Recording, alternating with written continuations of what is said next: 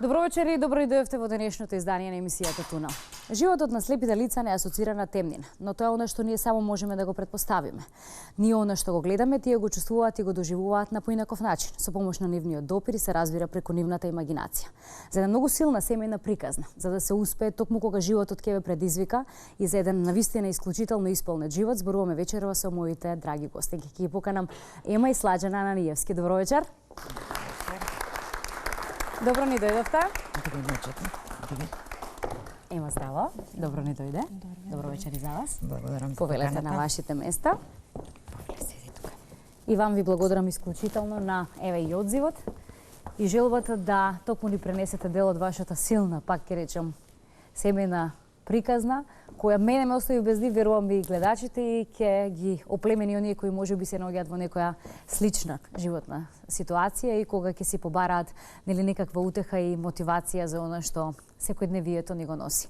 Вам пред долги години животот ви донесе еден голем предизвик, односно ве соочи со еден навистина голем предизвик, кога предпоставувам не сте знаеле во тој момент само што и како понатаму и како ќе се продолжи со оваа ситуација. Може да започнеме приказната од преѓањето на Ема. Прво да ви се заблагодарам на поканата и за мене и за Ема, нели? Инаку, никогаш не знаете која ќе ви се случи животот, Да. а животот ви се случува секојдневно. Така да, јас сум мајка на две прекрасни керки. Пред 18 и пол, скоро 19 години, не се случи и втората керка Ема. Она е пред време родено дете во 7 месец. Поради икс причини кои што подоцна ги дознавме зошто и како, но сето тоа не е битно. Значи имаше проблеми како пред време родено дете, беше во инкубатор, имаше некои крварења во мозочето, во желудецот и така, и беше борба за нејзиниот живот. Така, сето тоа заврши, да кажам, успешно, после 2 месеци, кои што нас не изгледаа како 2 години. Излезе од инкубатор и испушти од болница во општа добра здравствена состојба. Ние пресреќни отидовме дома, нели со уште едно дете, сестри ја прифати прекрасно, почнавме да си играме и така. За после 4,5 месеци да сватиме дека нешто се случува со детето, бидејќи имавме едно бебе претходно, знаевме како сето тоа изгледа, и никако не го дигаше погледот, што е нели карактеристика на бебињата, дека го дигаат погледот нагоре. И бидејќи одевме во развојно советувалиште кај доктор Двојаков, му кажавме за тоа што го приметивме кај детето, и тој веднаш не прати на клиника, и тука почна сите тие, мислам, непријатности. Тука не се воспостави кај нас во Скопје диагноза, бидејќи таа беше многу мала, и во килажа, и воопшто, мислам, не беше доразвиено дете, нели? Друго е кога ќе се роди во 9 месец. И не сакаше никој да ја даде инфузија за да се анестезија за да се види, да се утврди нејзина диагноза, нешто се сомнева, меѓутоа никој ништо не ни кажуваше. Така да бевме принудени и отидовме во Белград за таму на нејзина 6-месечна возраст да ни ја соопшта диагнозата, дека таа има ретролентална фиброплазија, што за мене беше нешто несватливо, не можев да сватам што е. Дека е тоа некој 5 степен. И на крајот само дознавме дека она не гледа и да не бркаме ништо по светот, дека тоа нема начин како да се исправи, бидејќи тоа е таква диагноза. Тоа беше еден страшен шок за мене и за сопругот. Мислам, не бевме спремни за такво нешто, не очекувате некој да ви каже, нели? Мислите дека работите се случуваат на филм, читате во книга, некакво списание, нешто ќе слушнете таму, некому на нешто му се случило, меѓутоа не го перцепирате и не го прифаќате. Страф од непознатото, страф од... Па не беше тогаш страф од непознатото, тоа беше страшен емоционален шок. Прво, неверување дека е вистина тоа што ви го кажуваат. Соочување со тоа во тие моменти нема, барем кај нас немало, бидејќи не сте спремни да се соочите и не сакате да се соочите со вистината. И тргнавме 1-2 години така, мислам, во некаква потрага, особено јас, значи се што ќе слушнев, без оглед на советите на лекарите, дека нема решение за тоа, евентуално може би електроника и медицина во некое идно време, може би нешто би можело тука да се коригира, но вие секогаш мислите дека не е тоа вистина, не е тоа баш така, дека вие ќе го најдете правото решение. И така, трчавме по светот, пишувавме секаде писма, прашувавме пријатели, ви велам тоа траеше 1-2 години. Соочување со вистината, со стварноста, дека морате да се помирите со тоа, дека детето ваше не гледа и да се продолжи да се живее. И во тоа, да ви кажам, многу ми помогна сета таа потрага по лекот, нели, некој чаробен лек, бидејќи сретнав многу луѓе низ светот, кои што имаат слични, исти, или било какви други проблеми, разговори со родители, разговори со деца кои што имаат проблеми со видот, кои мали, кои пораснати, кои веќе со завршени факултети. Слушајќи ги тие истории, едноставно полека почнав да прифаќам суровоста и едноставно рековме, ова веќе вака не може, ние мораме да се свртиме кон детето, значи каде ни поминаа нас 2 години, ова дете веќе почнува да оди, почнува да бара, а ние не знаеме да се однесуваме со неа. И навистина не знаевме, бидејќи едноставно не го познаваме незиниот свет. Ние знаеме како со нас, со другите деца, нели сега не знам, да не бидам погрешно разбрана, но едноставно сето она што ние го дававме и го знаевме од претходната ќерка, нели од првата ќерка, едноставно не беше доволно за неа. Едноставно требаше некои други пристапи. Почнавме да читаме литератури и сите тие консултации со луѓето многу ни помогна. Така да се свртевме кој неа и почнавме да ја спремаме за живот. Не знам што повеќе би кажала, бидејќи не сакам многу да се навраќам на тој период. Тоа е дел од нашата приказна, дел од незината историја. Она сето тоа го знае. Меѓутоа мене и ден денеска сето ме допира, мислам. Сигурно, повеќе од сигурно.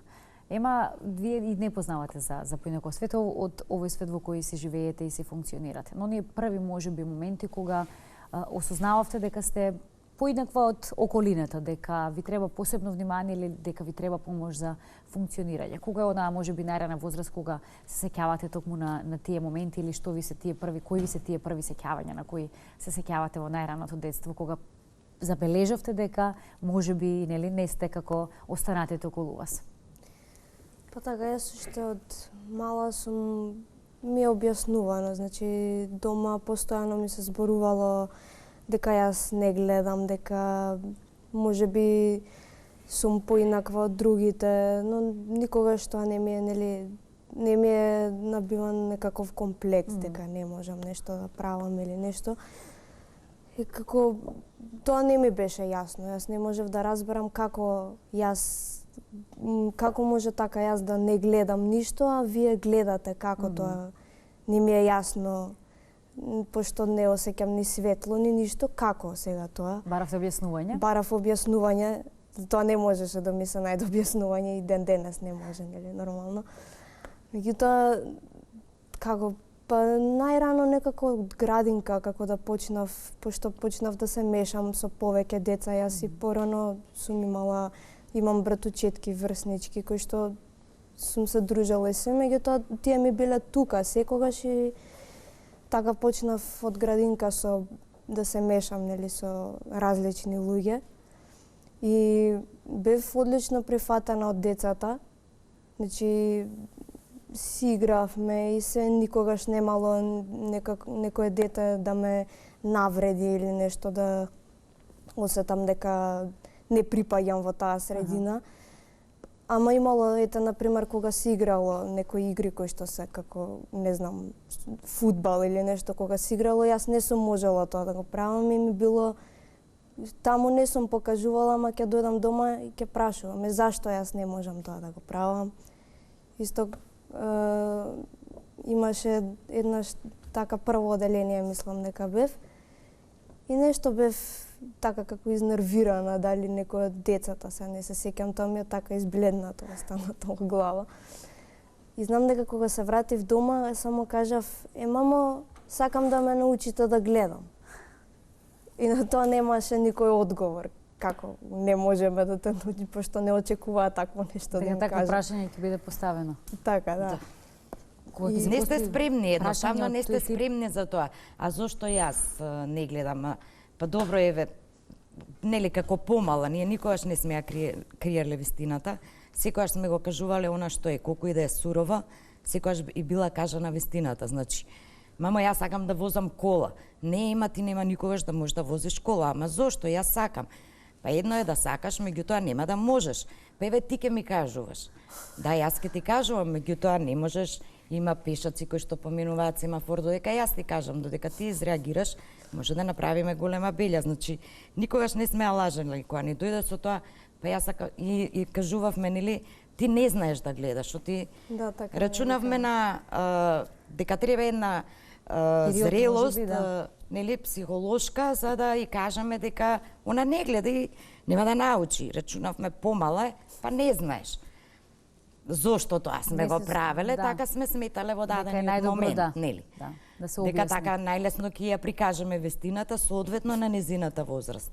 И кога ни дојде она со тоа, па ете јас сакам да научам да гледам. Па има не можеш да научиш. Па како? Ја сум научила све друго, ете, да читам, да пишувам, сакам и тоа да го научам. Па имавме проблем, нели?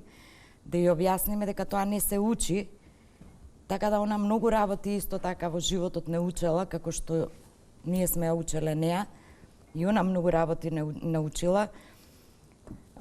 Например, ќе ставам гезве во кујната да варам кафе. И јас сум воодушевена од тоа дека ема знае дека јас варам кафе. Се додека еден проект холандски не дојде кај нас, да, она по звукот, по шумот, точно знае дека вие Што се ставате случува? гезвето, она го слуша тоа, слуша вриењето на водата. Меѓутоа, дали вие сте ја објасниле постапката на ставањето, нели, на кафе и начинот како сето тоа се прави? Па не, она знае. Да, вика, вие мислите тоа, меѓутоа, вие треба да ја објасните буквално се, од моментот на земањето на гезвето, нели, Да. од каде го земате, го носите до лавабото, пуштате вода, полните, до каде полните, колку полните, ставате, вклучувате шпоретот, да зоврие водата, она ги препознава сите звуци. Меѓутоа, ние рачунаме на тоа, нели се гледаме дека тоа е така нормално и не сваќате дека треба од мали нозе сето тоа да го објаснувате и да го кажувате. Така да сето тоа веќе нас ни е навика, немаме веќе никаков проблем со сето тоа и свативме дека со некој збор повеќе, фактички детето наше ништо не се разликува од никој друг. На сметка на боја, никогаш ништо не сме можеле да ја излажеме. Она точно знаела дали ние седиме, дали лежиме, сме се обидувале намерно да провоцираме дека можеби јас лежам, не ема, ќе ми каже мамо ти лежиш, не лежам, седам. Како да не, ти ќе ми кажеш лежиш, точно знам дека лежиш. По звукот, по начинот Да, како дека се движите, како се исклучителен, движи да, воздухот. имате инстинкт за- Значи сите сетила се многу поразвиени На од колку сметка кај на- нас. да. Кај нас другите, да речам, мнозинството кој што Да. сме, нели? Така да, полека секојдневието ве учи, прифаќате и тоа ви станува толку нормално, толку едноставно. Дури она на 4 години почнавме, бидејќи живееме на прв спрат во Новолисиче, она почна со 4 години сама да излегува пред зграда, да се движи полека, да го осознава просторот. Нормално ја на секој 2-3 минути трчав доле да ја погледнам каде е, што е. Меѓутоа моравме да почнеме да ја пуштаме, бидејќи не може она цел живот да биде врзана со нас. И да ја самостолувате. И така почнуваа уствари чекорите, да се учиме заедно. И она, и ние заедно со неа. И така се роди идејата да почнеме со нејзина интеграција од градинка. Да видиме Како ќе се како снајде. тоа кој ќе ја одвоиме од познатата средина домашна, како и она ќе реагира, бидејќи ние имаме големо друштво, деца нонстоп кај нас, сме ја носеле по родендени, значи сме ја мешали и тоа било секогаш со нас. Но овој пат Но одлучивте како да ја она ќе одвоите. се однесува кога ние не сме тука? Затоа што ние цел живот нема да бидеме присутни, а она мора да научи да го живее животот. Беа ли фрустрирачки има тие моменти кога ќе ви се рече нешто посебно на почетокот? Не, ти не можеш, не чекај, ќе ти помогнеме, ти не можеш да го знаеш ова, ти не можеш да го направиш тоа. Дали кај вас тоа предизвика плюс што велат, нели, еден момент на наплив на емоции кога сакате и повеќе да се докажете и да покажете дека и тоа како можете дури некои работи подобро од останатите да ги направите. Па да, тоа и ден денеска ми се јавува кога ќе ми каже некој нешто. Да, во почетокот имаше некои такви моменти кога се осеќав така, сега да не бидам погрешно сфатена, фрустрирачки, ама така, например, на компјутер се седи, сега сите седат на компјутер, јас седам од страна и ќе кажам сакам и јас нешто да напишам на компјутер, не можеш ти со маусот да мрдаш. Зошто да не можам јас со маусот да мрдам, како вие знаете да мрдате со маусот? И имало така повеќе ситуации, сега конкретно не ми текнува, ама да, имало доста. Се соочувавте со околината. Прво е оној шок, нели, во семејството, во најблискиот круг, тоа соочување, како што рековме, со вистината и со прифаќање на животот и новиот животен предизвик, но и уште еден можеби поголем, ако не се лажам, предизвик е да се соочите со околината, со сите тие погледи, со плюс објаснувањата зошто и како и поинаку со погледите кои ќе следуваат постојано, бидејќи за жал се уште не сме и во ова еве денешно време средина која едноставно има широк поглед или едноставно нели ги гледа сите еднакво, без разлика на различностите кои секој од нас ги има. Па вака сега да ви кажам, значи нас не требаше прво време ние да се свестиме и да прифатиме што ни се случува. Едноставно, прво најблиската околина, нели, најтесното семејство. Заштитнички, сакајки да не заштитат мене и сопругот, дека нели да ни ја намалат болката, не може да ви се намали тоа, мислам. Не можете да ги намалите, работите се тие и димензија. Ништо друго, ни повеќе ни помалку не. Значи нивните емотивни испади спрема нас кои ќе ни кажат добра, ај не се секирете, сето тоа ќе се среди, ќе биде подобро. Значи мене и сопругот тоа не вадеше од такт, бидејќи ништо не можеше да се среди, ништо не може да биде подобро, него едноставно е тоа што е. Така да ние малку се оттргнавме и се повлековме во себе си. Кога свативме сета тежина на животот, нели, кој што секој еден ден ќе ја разбереме тежината, кој на овој, кој на оној начин, свативме дека ние веќе така не можеме да се однесуваме. Значи ние мора гордо да почнеме напред да чекориме заедно со детето. А што ќе биде? Ќе видиме. Така да ние сосема другчија се поставивме према семејството.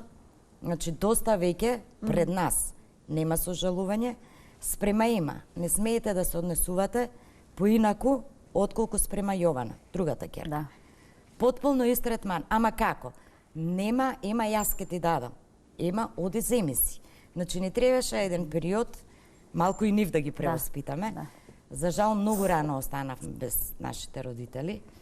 Но и нашето цело друштво, кое што е големо, гледајќи како ние се однесуваме спрема неа, почне и они така да се однесуваат. Така да има, да речам, почна да расте во една поопуштена средина. Нормално, кога вие као родител ќе се опуштате и детето станува посмирено, да. Што е нормално.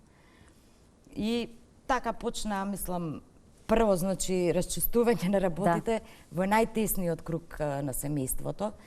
Може би среќа што многу сме контактирале со луѓе со слични проблеми, па нас аурите ни се отвориле, бидејќи до тогаш не ни беа отворени, морам тоа да признам. Велам, сосема другчие гледавме на сите тие работи. И почнавме после чекор по чекор да се справуваме со она што не допираше од страна во секојдневие, меѓутоа не ве боли толку. Знаете, ќе ве здоболи коментарот, ќе ве здоболи погледот, ќе ве здоболи дискриминирачкиот однос кон вашето дете, кој што не е злонамерен. Јас не можам да кажам дека е злонамерно. Оти кој е злонамерно, многу лесно се борите против тоа. Ќе кажете, ќе се сврдите и заборавате.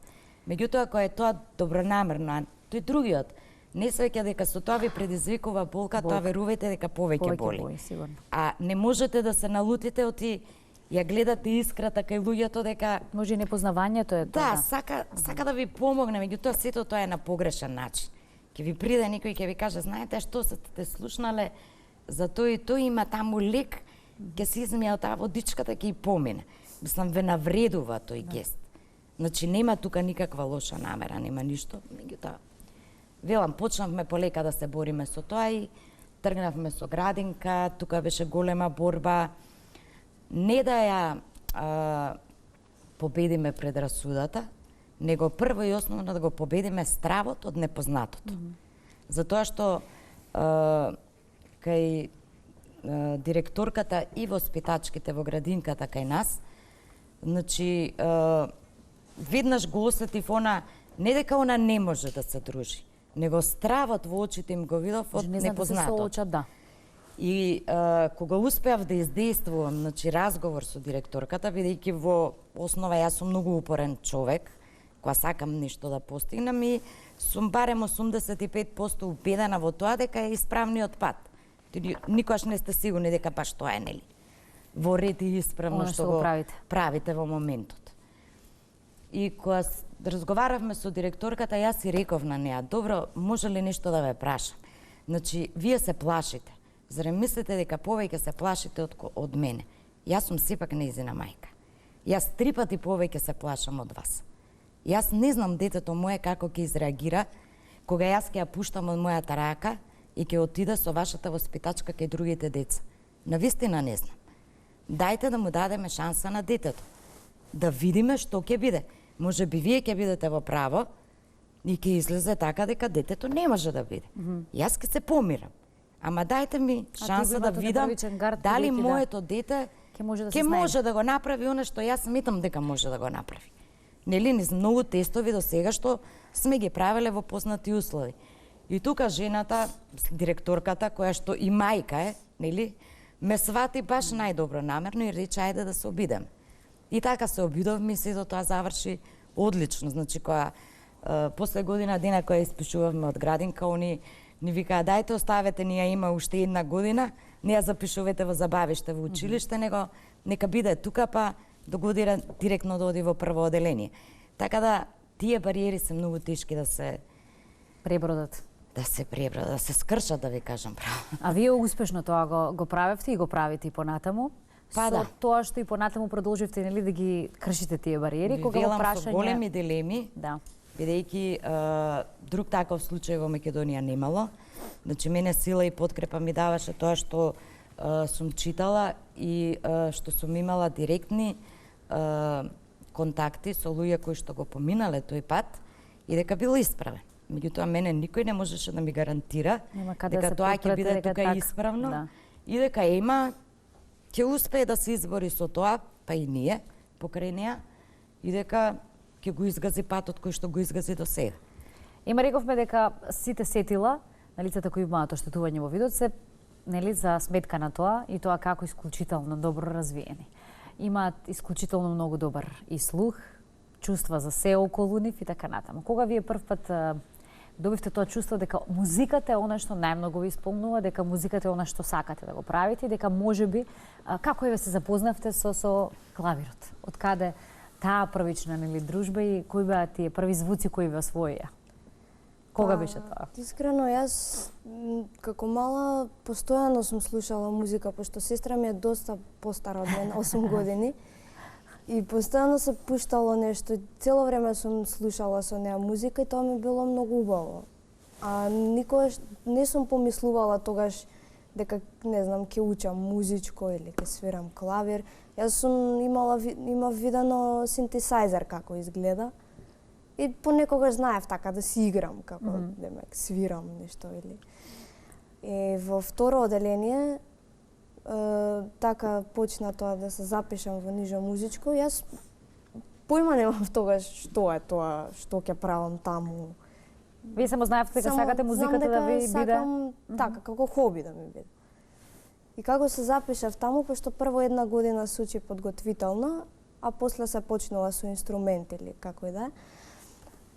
Кога се запишував таму на тестирањето, кога ме прашува што сакаш ти да свириш, јас викав, јас не сакам да свирам, не сакам да бидам свирачка, сакам да бидам пејачка. Ама после некако, не знам како тргна тоа клавир, ќе слушнам на телевизија и се, ајде да видам клавир, сакам да свирам. Да видам како оди тоа. И така некако почна. Почетокот ми беше интересно, ама не сум имала нешто многу голема желба, нели, дете мало. Уште не знаете што Не знам конкретно ништо. сакате, да. Интересно ми е. Ама како растев, како продолжував понатаму да свирам, ми стануваше се поголема и поголема желба дека тоа е тоа што сакам да го правам. Ви исполнуваше Ми музиката на некој исполнуваше, да. Значи секогаш поинаков начин од сето она што околу вас се Да. случува или го правите? Да, и во пето оделение знам дека ме прашуваат ти кога ќе завршиш осмо ќе се запишеш во средно музичко? Не, нема шанси, јас во средно музичко, таму тешко е, не одам таму. Ама после во осмо оделение така одеднаш ми текна, пошто имаше еден хуманитарен концерт, го организира преку Црвен крст и таму ме викнаа да свирам, имаше деца од средно музичко. И како почнав со нив да разговарам, некако успешно помина се, само кога се дојдов дома кажав јас се запишувам во средно музичко и готово. Толку. Таа низина желба и таа идеја која ви ја пренесе за понатаму, кај вас беше уште еден нов момент на предизвик, животен и борба да има се запише во средното музичко училиште и да едноставно, како што велите и за градинката и слично, ги скршите тие бариери и му покажете на луѓето дека ќе може ема понатаму и дека ќе може да се соочи со предизвиците кои и обврските ги бара средното музичко предсеучилиште. Ема е под низа години, од еден навистина голем временски период, да речем растојание, првото девојче со оштетен вид кое се запишува во нашето средно музичко училиште. Да. Па сето тоа има убаво кажа, значи тргна како експеримент и како што ви кажав, она не учеше на многу работи, значи не научи да ја слушаме.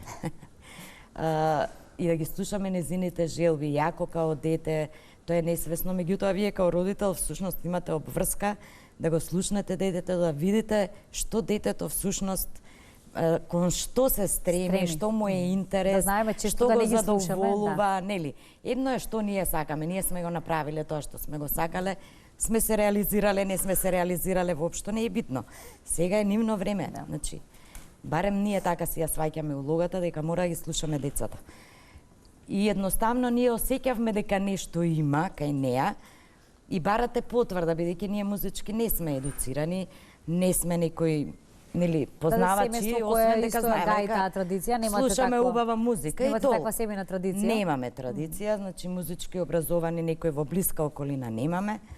Едноставно ја слушавме, неа одеше, никогаш не кажала јас не сакам да одам на солфеж, јас не сакам да одам на клавир. Дури и кога била болна, има денеска да не одиме мама на клавир, болна си, не ќе одам како ќе изгубам. Сето тоа беа некои мали сигнали кои кажуваа дека навистина е тоа некој голем интерес за неа. Значи била исполнителна како и секое друго дете во рамки на годините и за другиот дел за редовното образование. Мада што она почна од 4 години да учи Брајово писмо, сметавме дека мора да биде описменета за да интегрираме во редовно училиште. И ви гарантирам дека сме го одбрале потешкиот пат, бидејќи за неа литература на Брајово нема. Сето тоа ние го читавме дома, па на диктафон снимавме, па она учеше, домашните дома ги пишуваше на машина која што имаме. После тоа јас одозгоре ја преведувам со сите незини грешки, како што она ги направила. Меѓутоа сето тоа имаше повратен сигнал од неа, имаше одговор. Значи, она не кажа мене ми е тешко, јас ова не можам да го совладам, не сакам да одам на училиште, не сакам да одам во музичко. Дури 8 оделение кога заврши, рече, па фала Богу, више јас нема да одам на 2 места на училиште, него ќе одам само во едно, во средно. Веќе да ми се заврши ова. Одеше на англиски, значи, беше исполнително дете и ден денеска е со мали киксови. Нормални за пубертетли, да кажам. Кој беше првата препрека, која беше кога ја запишувавте во средното музичко? На што не идовте? Препрека се возрастните, да ви кажам. И пак ќе речам предрасудата. Најголемата препрека беше уписот во прво оделение. Иако тогаш почнаа проектите за интегрирање на деца со посебни потреби во редовниот образовен систем, јас најголем проблем имав со директорката на училиштето и тоа лично со неа. А сега ќе ви кажам зошто на основното, да. Зошто лично со неа? Зашто сметаме дека основното училиште е малско, нели? Каде живеете, таму одите во основно. Сестрата нејзина, која што е 8 години постара од неа, значи само што заврши 8 оделение, ема требаше да трга во прво. Целиот педагошки тим на училиштето не познаваше како семејство, бидејќи 8 години сме таму. Преку детето се знаат и дома да. како е, и што и какви се ставовите. Преку Јована знае и за сестрата. Така да нас тоа ни беше голем плюс, да речем, на мене. Педагошката служба апсолутно застана позади нас. И рече нема проблем. Ќе направиме се, ема ќе ја запишеме тука. Меѓутоа директорката рече не. И највише ме погоди тоа која ми рече, знаете што да имаше барем 85% да беше оштетен видот, не 100%, ќе ја примевме вака, нема шанси, носете си у специјално. Училиште. Верувајте дека тоа таква лавина на емоција и еден негативен набој спрема таа жена, која што, за жал, е педагог, ми насочи да јас, јако бев спремна дека ќе се борам, во тие моменти иницираше кај мене една каписла дека јас ќе се изборам до крај, детето мој ќе влезе таму. Ви велам, страшна подршка ми беа од училиштето, меѓутоа не може ништо против директорката. Потоа Бюрото за развојно образование исто така застана позади нас, бидејќи тие го спроведуваа проектот. И со таков еден ангажман, со толку многу луѓе, значи она се тераше и не со нас, и ке им кажеше запишано е детето, ние одиме во училиште, не е запишано. Цела недела. Така да, дури на 9 септември, по наредба од Министерството за образование, дека доколку ако не ја примима, ќе добие отказ, ние така влеговме во училиште, за жал. Најубавиот момент, има не беше баш многу свесна за сето тоа. Потоа и раскажавме она што и вас ви го кажувам. После 5 години. Да. Не заради тоа да оцрниме некого, него едноставно да знае со какви све работи може да се случува во нели, да се случуваат во животот. Добронамерни, недобронамерни, од знаење, од непознавање. И дека со сето тоа, доколку е човек упорен, ќе се избори. Да. Иако сте сигурни сами во себе си. Сега веќе можете ли, повторно ќе ги споменам сетилата, бидејќи се навистина поразвиени кај вас, да почувствувате буквално облизина кога имате луѓе со помалку или повеќе позитивна енергија, луѓе кои едноставно не сакате да ви бидат баш во најблиската близина? Па да, можам, значи и сум така сум некојаш сум предиректна со луѓето и кога некој ми смета, дури некојаш сама себе си викам па не мораше толку безобразно да постапиш. Знам да 90% ги проценувам луѓето и си знам кој сакам да ми биде во близина, кој баш и не мора. Сакате да излагувате често, кои се оние пречки на кои можеби не идувате од од гледна точка на тоа општеството што се може да понуди за луѓето кои имаат некаква поинаква или посебна потреба и за тоа докаде можеби чувствувате дека ви се ограничувањата не би сакале да ги имате бидејќи сметате дека не би требало да ги имате тие ограничувања. Па да, имам ограничувања, зависам, значи било каде да сакам да отидам, јас морам да зависам од некој да отидам. Значи јас не можам да излезам сама на улица и да се шетам. Сме били во Шпанија, и во Италија и во Франција. Значи тоа било нешто што ме воодушевувало, затоа што има на секој, значи во Мадрид можеби 1 или 2 семафори се беззвучни сигнали во цел град, а кај нас толку се само со звучни сигнали. Во сите лифтови бројките на спратови се со браево писмо, значи во ресторан седнуваш, имаш мени со браево писмо. Се е тоа на едно многу повисоко ниво од кај нас, низ цела Европа. Нели имаме неколку прашања до Министерството кој е одговорно на оваа проблематика и на оваа тема да ни одговори токму за овие решенија, бидејќи чинам во последно време малку повеќе поинтензивно почнаа со одредени кампањи кои на еден или друг начин ќе го улеснат животот и секојдневието на овие лица. Јас се надевам дека токму овие проблеми ќе бидат решавани во многу поскоро време, бидејќи тоа е она што ви треба за вие независно да се функционирате. Едноставно не сакате никому да бидете терет, се снаоѓате во секојдневието и сакате да се снаоѓате сами, само ви требаат оние работи кои ќе ви го олеснат како нам што ни треба и семафор на крајот на криштата и ни требаат знаци и да може да се движиме и да функционираме, така ви треба и вам. Кога тоа ќе ви биде дадено, мислам дека апсолутно нема да имате пречка во... Знаете, не се работи само за тоа дека требало да се даде или кампања или сега некому да викаме фала што сте дале. Тоа е нормална работа. Да, тоа е. Значи тоа треба да постои како секојдневие. Како што имате чашата со вода тука и секој ден треба да пиете вода, тоа е неминовност. Во 21 век, значи, јас се извинувам вака што упајам, меѓутоа не може тоа да го кажеме као фала ви што ни дадовте звучен семафор. Или фала ви што ставивте рампа пред факултет, да може до факултет да се качи некој со количка. А од аулата до горните предавални како ќе одат тие деца? Ме разбирате што сакам да кажам?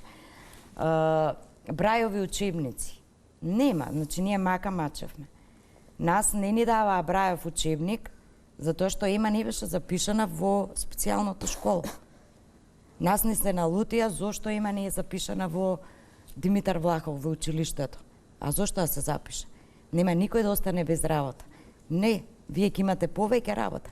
Вие ќе бидете патронажи и ќе се гордеете со тоа ако има што повеќе деца кои што ќе се интегрираат. Затоа што придобивката не е само за Ема. Не е само за лицата со оштетен вид. Придобивката е за сите нас. Секој ден, секојдневно имате некого на кој што му треба помош. Ако малото дете го научите да живее со тоа, тоа е нормална работа. И нема да се чуди на улица некој кој ќе ја види дека шета со другарка и да ја кажува тебе те знаат од дома дека си излегла, која мајка тебе те пуштила надвор. Значи, таквите работи лутат. Овие луѓе, значи, не само деца, овие луѓе се присатни, без оглед на проблемот. Сите имаме проблеми. Ако мојот физички проблем не се гледа, не значи дека го немам. Точно. Знаете, така мора сите да размислуваат. И затоа и се појавуваме на вакви емисии, за да сватат луѓето дека дел од секојдневие, дел од животот се сите овие луѓе. Сите тие имаат свој јас, сите тие имаат срце, сите тие ги болат работите.